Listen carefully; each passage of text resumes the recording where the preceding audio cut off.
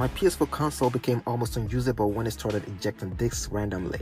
This went on for like 2 weeks and I stuck with only those games I downloaded from the PlayStation Store. All the solutions I found on the internet didn't quite work in my own case. Unplugging the console from the mains, changing game discs, and so on, nothing worked.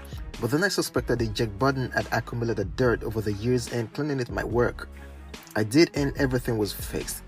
It's been a couple of weeks now and the problem hasn't come back.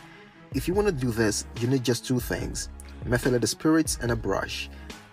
I used an old small toothbrush with tiny bristles because I wanted to go deep into the crevices. And before you go ahead, be sure to unplug the console from the power supply. It's very important. Dip the brush into the methylated spirit and with the brush still dripping, clean the eject button, making sure the brush goes deep into the slits here.